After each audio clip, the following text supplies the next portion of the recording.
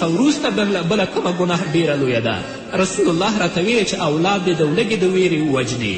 بیا مې رسول الله ته ویلې د دې نه وروسته بله کومه ګناه ډیره لویه ده. رسول الله صلی الله علیه وسلم راته ویلې چې هغه څوک د ستا د چم او کاوڼ کې ژوند کوي د اراده د فاسدو اخلاقو ولري، یعنې هغه زنا وکړي. د دې حدیث پخلی په قرآن کریم کې الله رب العزت کړی والذین لا یدعون مع الله الها آخر ولا يقتلون النفس التي حرم الله إلا بالحق ولا يزنون ومن يفعل ذلك يلقى أثاما يضاعف له العذاب يوم القيامة ويخلد فيه مهانا. الله رب العزت دې موږ ته د نیکو اعمالو توفیق راکړي. الله رب العزت دې د بدو اعمالو نه موږ او تاسو وساتي. په بخاري شریف کې د محمد رسول الله صلی الله علیه وسلم د خوب حدیث سمره بن جندب روایت کړی دی. هغه فرمایي محمد رسول الله ویلې چې زه د جبرائیل او میکائیل سره روان وم، نو په دې لاره کې داسې یو ځای باندې تیر شو چې هلته تنور و، یا یو تنور په ډول ځای موږ ته په مخه راغی چې سر یې وړوکی و او د هغه تله او بیخ ډیر پراخ و. هلته د فریاد اوازونه او د چغو او د سرو اوازونه د هغه تنور نه راوتل.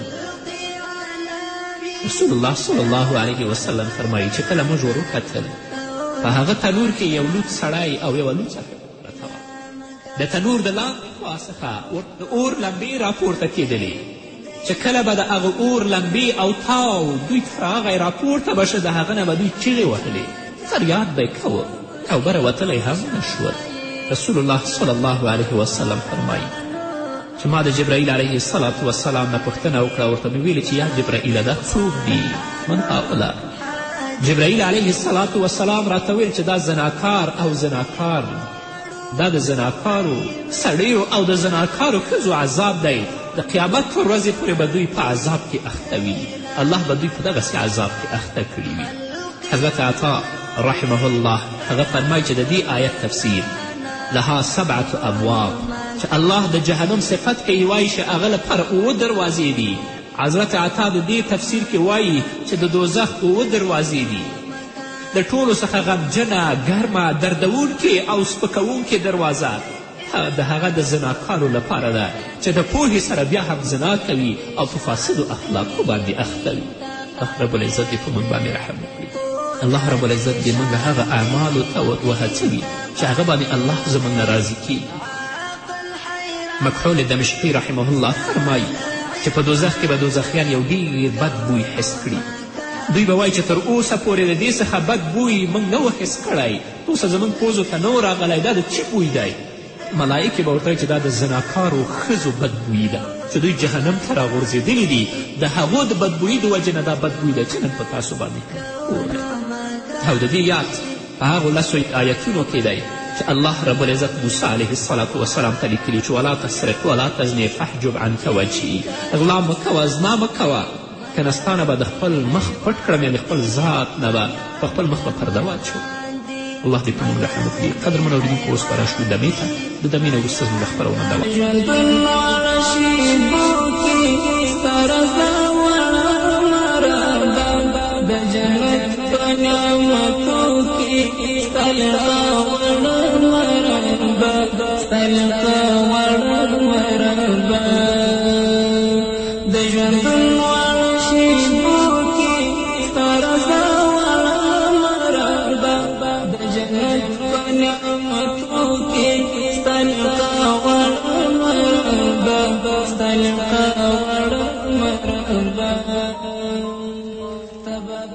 قدرمنو اوریدونکو، مسلمانانو ورونو او خویندو، بیا هم زما سلامونه او نیکې هیلې ومنئ.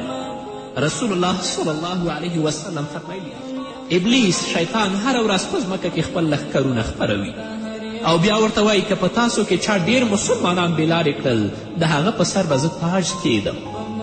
ډېر فتنهګر او ابلیس ته نږدې شیطان چې کله بیرته راشي، ډېر فتنهګر او ابلیس ته نږدې شیطان چې کله بیرته راشي، ابلیس ته به ووایي چې په فلانکي پسې اخته شوم تر دې پورې چې ښځه مې پرې طلاقه کړه. ابلیس به ورته وایي تا هېڅ نه دي کړي، کیدای شي چې هغه کس بله ښځه وکړي. بیا به بل شیطان راشي او وبه وایي چې په فلانکي پسې اخته شوم تر دې پورې چې دی او د ده د ورور ترمنځ ما دښمني واچوله او دوی مې په جنګ کې اخته کړل. ابلیس به ورته وایي تا هم هېڅ نه دي کړي، کیدای شي چې بیرته سوله وکړي او د خپل په منځ کې هغوی پخلا شي. بیا به بل شیطان راشي، ورته به ووایي چې په فلانکي پسې اخته شوم، تر دې پورې چې هغه زنا وکړه په بدو باندې اخته شه. ابلیس به ورته وایي چې په رښتیا چې تا سم کار کړی دی. ابلیس به هغه شیطان ځان ته رانږدې کړي او د هغه په سر باندې به تاج کیږي. نو شیطان څومره په دې باندې خوشحالیږي، الله به په دې باندې څومره غضب کیږي. نو راشي الله راضي کړئ د خپل محدود ژوند نه چې په دنیا کې لرئ، د دې په استفادې سره د خپل رب راضي کړئ.